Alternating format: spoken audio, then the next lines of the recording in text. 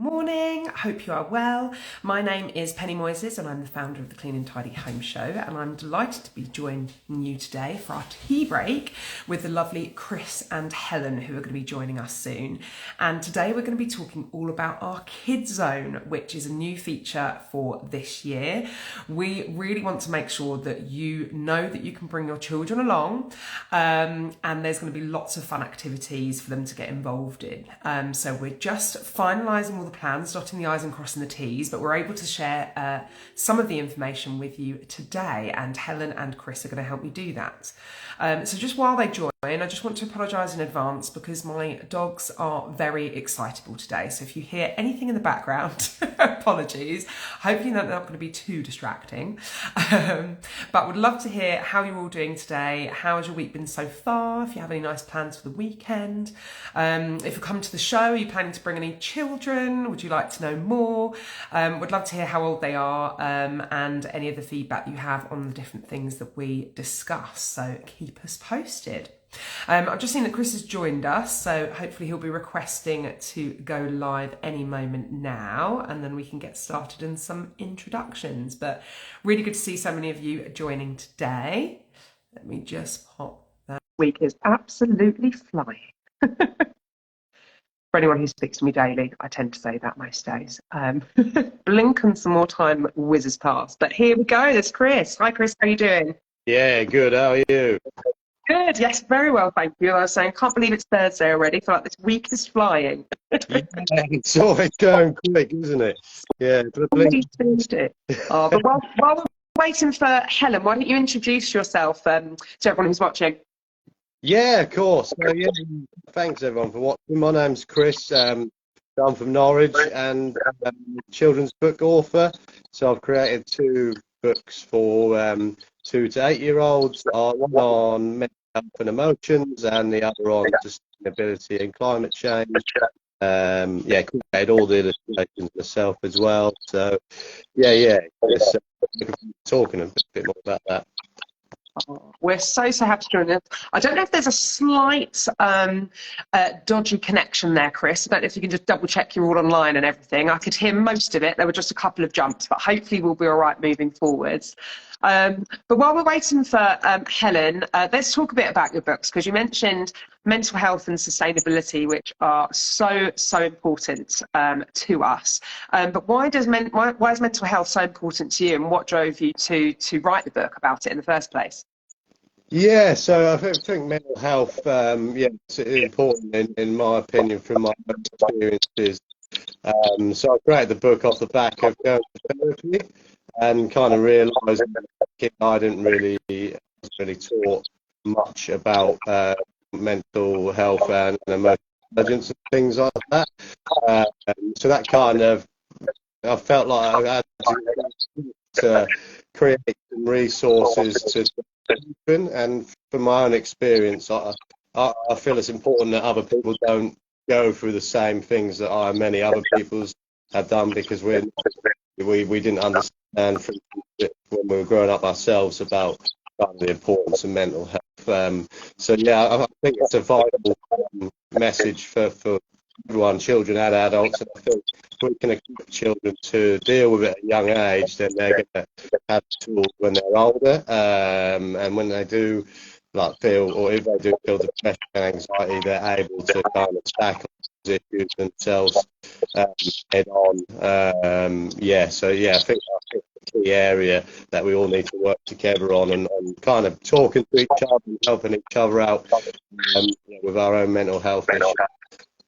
Totally agree, Chris. And as a mum of 2 young boys, and seeing how they're understanding their emotions. So my boys are 2 and 3, and just even my youngest today was saying, "Mummy, I feel angry," and just kind of understanding what those emotions are. And so that's where I think your book's absolutely brilliant to help them really visualise and understand that. And you've alluded to the fact that I think even us as adults, we've got so much to learn, and actually, even going to my eldest, we had like a parents' evening yesterday. They were talking about the curriculum and things, and how they talk about emotions and being able to communicate that. And there were so many things that I was thinking, where did we stop doing this as adults, actually? So I think, you know, there's so much to learn for us too.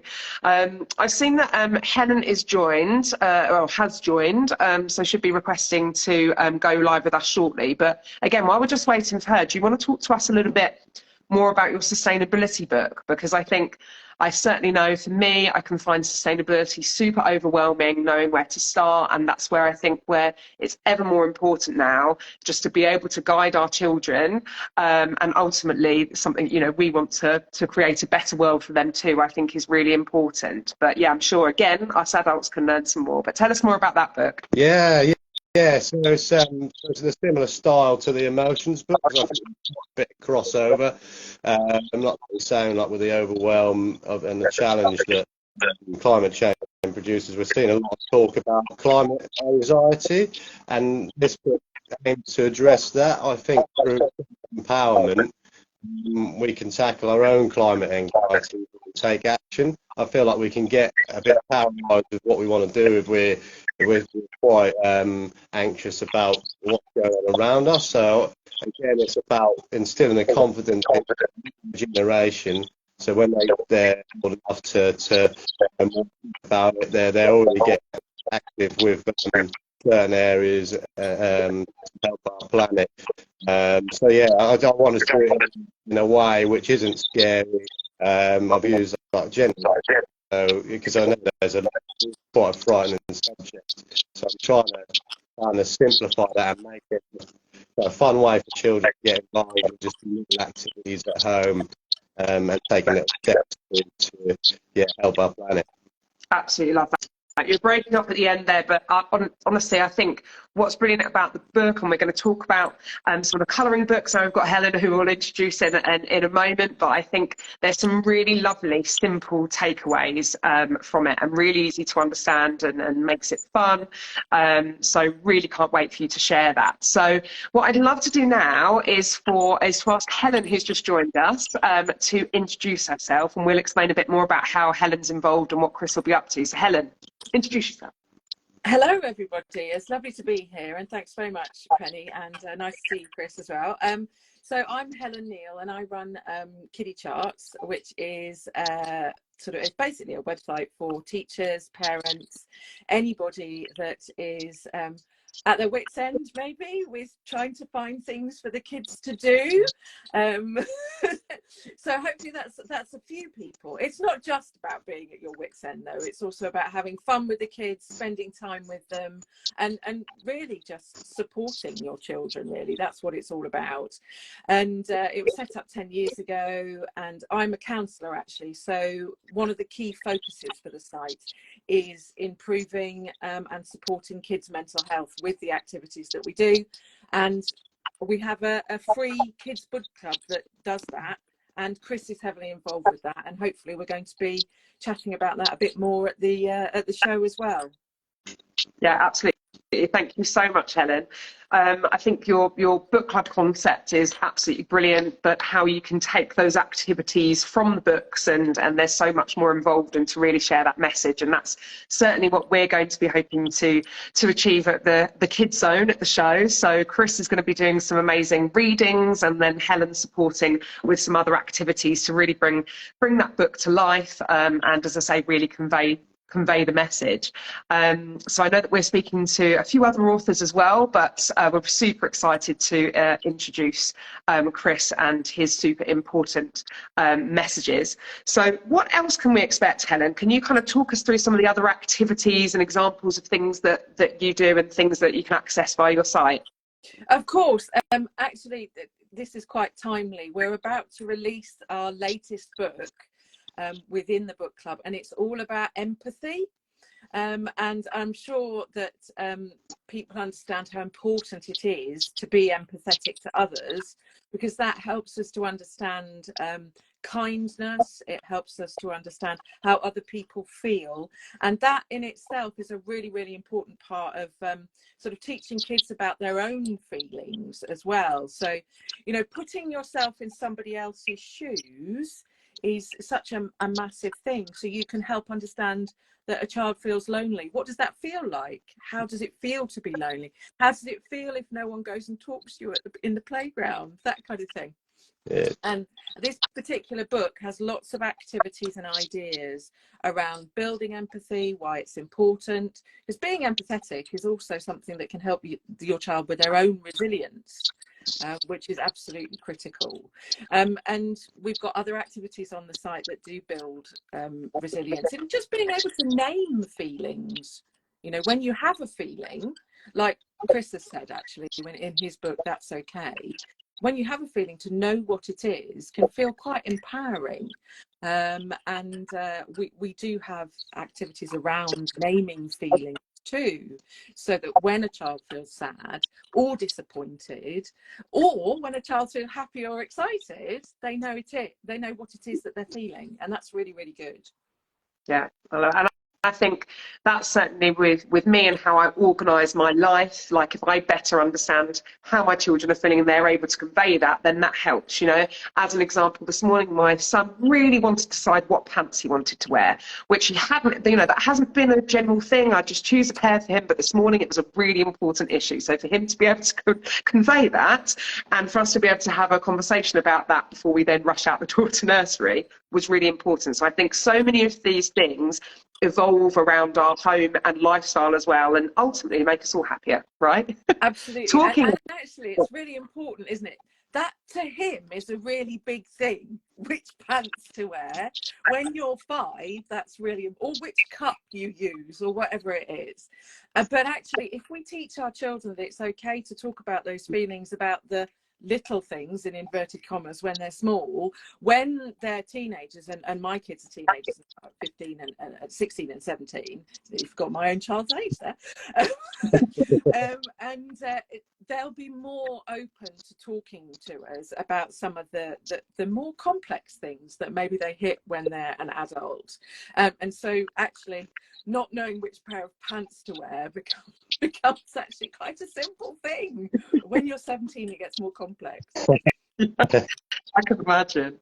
Now, we can't have you on a live today without asking you about your homes. So would love to know, we're going to come to you first, Chris, about your home, kind of what it looks like and how you operate in it, and if there's anything in particular you're really looking forward to learning or seeing at the Clean and Tidy Home Show in October. So over to Chris first. Yeah. So I'm a bit of a nomad. So I've got 2 houses, but I don't even in a way. So I went off a friend in Norwich, and then I go down to my partner in Stowmarket. So yeah, different styles of house. So the one in Norwich is quite cosy, and got sports stuff. Like, we're both sporty people who live here, and then my partner is very kind of light in airy. She likes to keep it light. So really looking forward to. I mean, it's been a few years since I've done a trade show. So I'm looking forward to getting stuck in, and also probably learning a few tips for myself to kind of keep a better home. And I'm sure there's going to be lots of sustainability and stuff that I can learn as well, because it's all a learning curve for me too. And just looking forward to meeting people coming down to see us and see what it's all about. Amazing. We're looking forward to having you, Chris.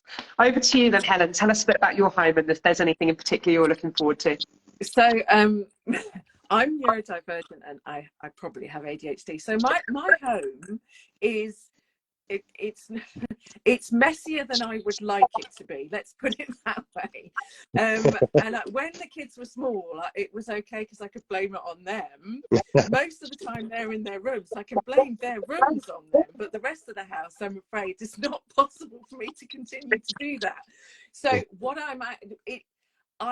I tend to have these days where I'll blitz something, but then it almost feels like I've blinked and it's got messy again.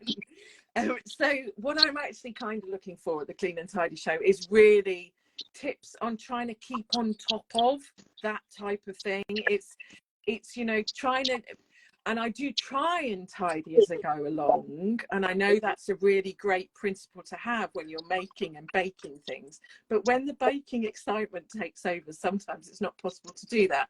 So that's a really important thing for me from the Clean and Tidy show, is to get that, I get that, you know, that organization side really, really nailed down, because I know it's something it's a bit weak for me. That's my weakness, is I'm not organized enough. I feel the same. Yeah, pick up some tips on that. So that'll be helpful. I love it. Do you know what, though? I was talking to one of our speakers the other day, and that actually, depending on, you know, and this sometimes is linked to neurodiversity, but otherwise it's personality types, or even how we live, or what we have the capacity to do. But that is, sometimes we don't want to start something unless we know we can finish it and get it done in one go. But I also think sometimes we enjoy that process of almost losing control and gaining it again. There's something in that practice of getting it all done that we actually really love, rather than just that kind of, you know, keeping on top of things. Actually, sometimes doesn't give us the satisfaction or the control that we can sometimes yearn for, which I thought was a really interesting concept, and made me certainly think sometimes how I can operate like that, feeling better about it, you know, that I'm not alone. I think that there is greater pleasure for me, and this is just my personal, if something is really messy and then I look at it and I clean it and it looks brilliant, there's a bigger kind of hit, I suppose, having done it, rather than if you're just gradually doing it over a period of 3 weeks. You just don't get that feeling, do you? So I think there may be a little bit of me that is doing that subconsciously, and now it's consciously because I've just said it, but you know what I mean, don't you? Well, I love it. I love it. Well, thank you so much for joining us. Can't wait to share more about what we've got planned for the Kids Zone and the amazing things that both of you are going to be contributing to the show in October. Can't wait to see you there. But thank you to everybody who tuned in this morning as well, and speak to you all soon. Thanks so much. That's fine. Take care. Bye. Bye.